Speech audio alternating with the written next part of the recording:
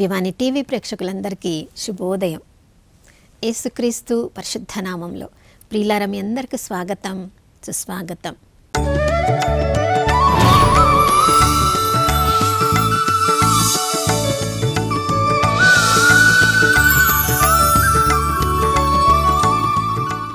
గడిచిన దినమంతా కోడి తన రెక్కలను చాచి తన బిడ్డలను కాచుకున్నట్లుగా సిలువలో తన రెక్కలను చాచి తండ్రి కుడి ప్రక్కన కూర్చొని మనందరి కోసం ప్రార్థన చేస్తూ ఉన్న చేయబోతున్న మన చివరి ఊపిరి ఉన్నంత వరకు మన కోసం ప్రార్థన చేయబోయే ఆ యేసుక్రీస్తు ప్రభుల నామంలో మనమందరం పరలోకపు తండ్రికి వందనాలు చెప్దాం.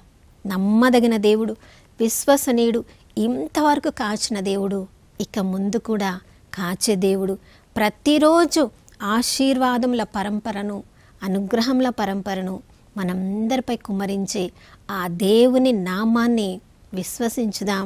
ఈరోజంతా ఆనందంగా జీవించుదాం. నా ప్రియ సహోదర సహోదరి, దేవుడు ప్రతిరోజు సూర్యుని ఉదయింపచేస్తున్నాడు. ప్రతిరోజు చంద్రుడు మనకి అనుగ్రహించబడుతున్నాడు.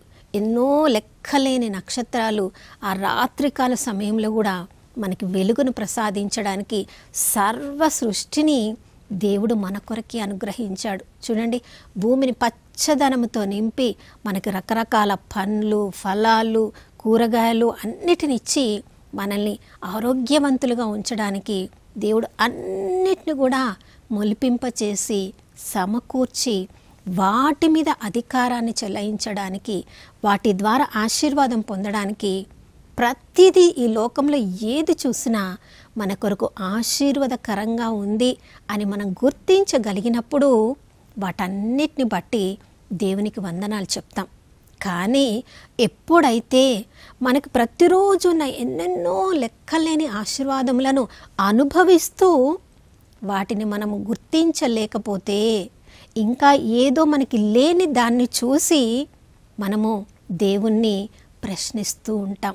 నా కుమారుడికి ఇంకా ఎందుకు అమెరికా వెళ్ళడానికి సీటు రాలేదు? ఆ కుమారుడు చదవడానికి దేవుడు కృపనిచ్చాడు, మంచి సర్టిఫికెట్ ఇచ్చాడు, మంచి స్కూల్లో చదివింపచేశాడు, మంచి ఆరోగ్యం ఇచ్చాడు, మంచి తలాంతుల్ని ఇచ్చాడు. వాటన్నిటికీ దేవునికి వందనాలు చెప్పకుండా అమెరికాకు అప్లై చేయగానే వీసా ఎందుకు రాలేదు? దేవుడు ఎందుకు నా కుమారుడికే ఇవ్వలేదు? అందరి పిల్లలకి ఇచ్చాడు. నా పిల్లలకే ఎందుకు గర్భఫలము వాళ్ళు పొందడం లేదు? మిగతా మా బంధువులు అందరి పిల్లలకి వాళ్ళకి పిల్లలు ఉన్నారు. ప్రియులారా, అంతవరకు దేవుడు చేసిన ఒక్కొక్క ఆశీర్వాదాన్ని గుర్తుంచుకొని మనకి దేవునికి వందనాలు చెప్తే, మనము అనుకొనని రీతిలో ఊహించని విధంగా దేవుడు గొప్పగా మరిన్ని ఆశీర్వాదములను మన మీద పరంపరంగా కురిపింపచేస్తూ ఉంటాడు. చూడండి, రక్షణ గురించే మనకు తెలియని మనకు అర్థం కాని పరిస్థితిలో, పాపంలో శాపంలో మనం కొట్టుమిట్టాడుతున్న సమయంలో యేసుప్రభుని స్వయంగా దేవుడు తన కుమారుని లోకానికి పంపించి మనమందరము నాశనం కాకూడదని తన కుమారుని బలిగా అర్పించి సిలువ బలి మరణము ద్వారా మనందరికి రక్షణ కనిపించిన దేవుడు ఇంకా ఏదైనా ఆశీర్వాదం మనకి రాకుండా ఆపివేస్తాడా? ప్రియులారా, ఒక వ్యక్తి ఇలా మాట్లాడడము ఒక పుస్తకంలో నేను చదివాను. అతనికి మంచి స్నేహితుడున్నాడు.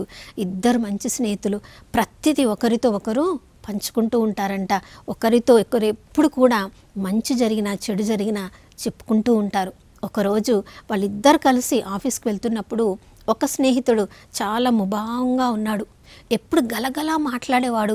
ఎందుకింత ముభావంగా ఉన్నాడు, ఏంటి సంగతి, తనంతట తనే చెప్తాడేమో అని ఎదురు చూసి ఇక తను చెప్పడం లేదు కాబట్టి ఇంకా ఆగబట్టలేక, ఏం జరిగింది, కుటుంబంలో ఏమైనా సమస్య వచ్చిందా, ఏదైనా ఫోన్ కాల్ వచ్చిందా, ఏదైనా ఏది నిన్ను చాలా బాధ పెడుతున్నట్టుగా ఉంది, ఎందుకింత ముభావంగా ఉన్నావు అని చెప్పినప్పుడు అతను చెప్పిన మాటలు విని ఆ ప్రశ్న అడిగిన స్నేహితుడికి చాలా ఆశ్చర్యం కలిగిందంట.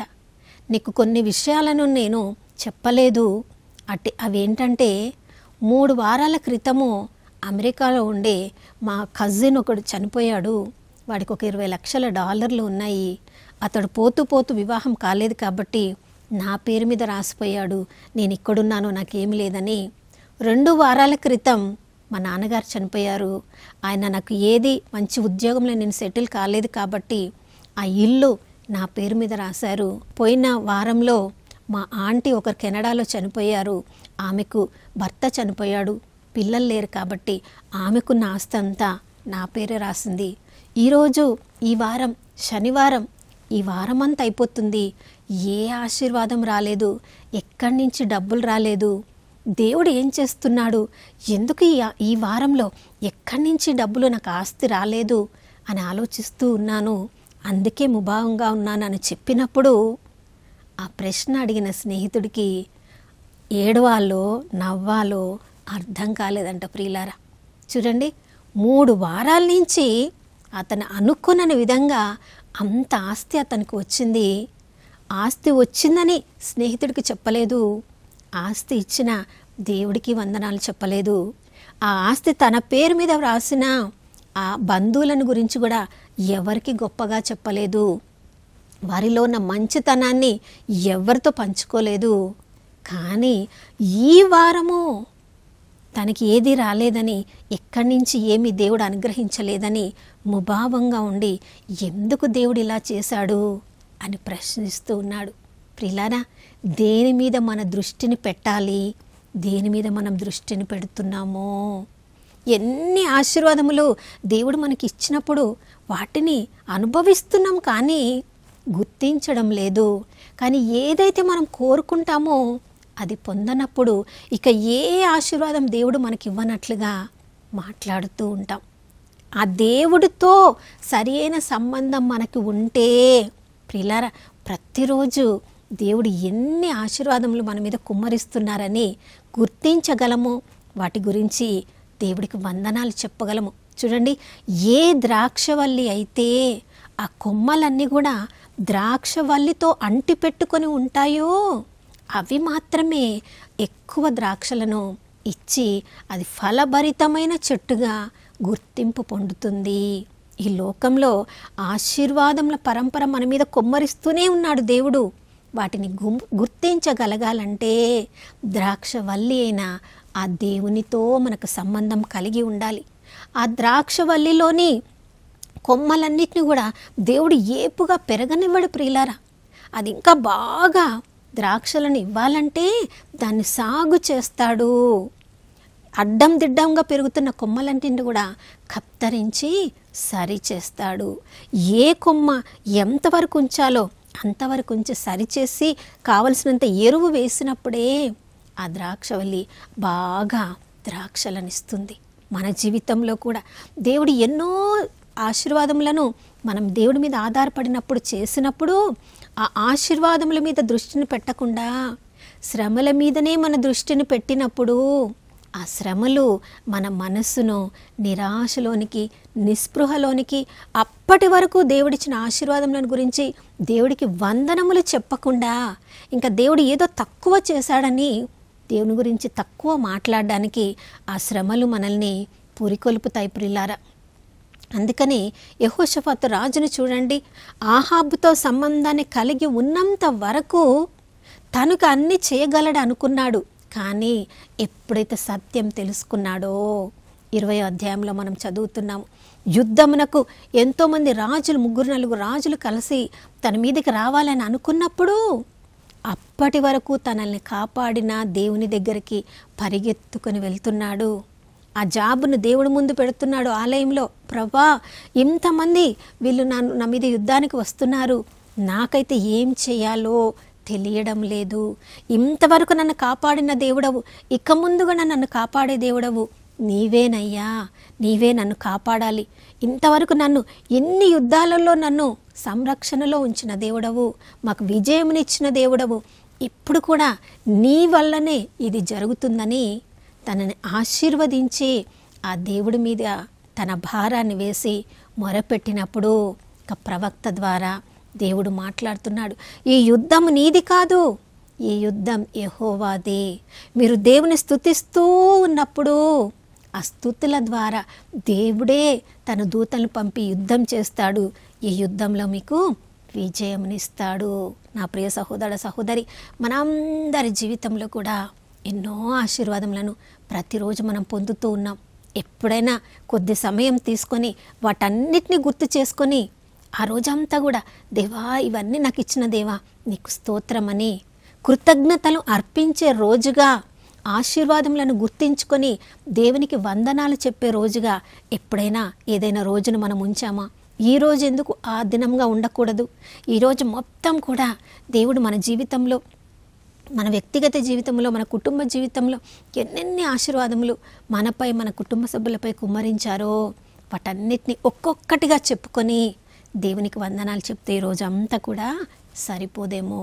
ఈరోజు అంతా దేవునికి వందనాలు చెప్పి ఆశీర్వాదముల పరంపర కుర్మించిన ఆ దేవునికి మహిమకరంగా కృతజ్ఞత బలి, జిహ్వ బలిని దేవునికి అర్పించుదాం. మరిన్ని ఆశీర్వాదముల కొరకు మనల్ని మనం సిద్ధపరచుకుందాం. అటువంటి కృపలో ఈరోజంతా గడవాలని ప్రార్థించుకుందాం. నాతో కలిసి ప్రార్థించండి. పరిశుద్ధమైన దేవానికి స్తోత్రములు తండ్రి. ప్రభా, ఆకాశంలోని పక్షులను పోషించే దేవుడవు అయ్యా. ఎన్నోసార్లు అనుకొనని రీతిగా ఎన్నెన్నో ఆశీర్వాదములను మా కుటుంబ సభ్యుల ద్వారా, నాయన సమాజంలో ఎంతోమంది ద్వారా అయ్యా మేము ఈ లోకంలో జీవించడానికి అన్ని పరిస్థితులను చక్కబెడుతున్న దేవా నీకు స్తోత్రం. నీవు ప్రతిరోజు మాపై కురిపిస్తున్న ఆశీర్వాదములను గుర్తు చేసుకుంటే అయ్యా మీకు కృతజ్ఞతలు చెప్పడానికి రోజంతా కూడా సరిపోదు ప్రభా. ఆ ఆశీర్వాదములను గుర్తించలేకుండా ఉన్న మేము ఇంకా ఏదో మీరు చెయ్యలేదని, ఇంకా ఏదో ఆశీర్వాదం మాకు తక్కువగా మీరు చేశారని ప్రభా మా హృదయం మిమ్మల్ని ప్రశ్నిస్తూ ఉన్నప్పుడు దానిని తలంచుకొని ప్రభా కృంగి, కృషించి, నీరసించి పడిపోతూ ఉన్నాము.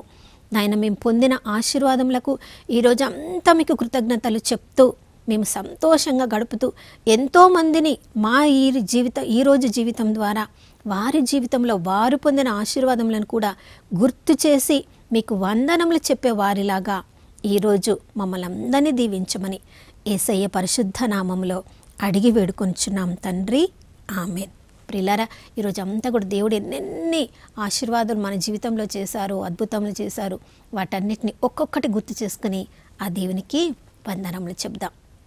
మరొక నూతన శుభోదయంలో మనమందరం కలుసుకునే వరకు దివ్యవాణి టీవీని వీక్షిస్తూ ఉందాం. ఇమ్మానుయేలు, దేవుడు మనతో ఉన్నారు.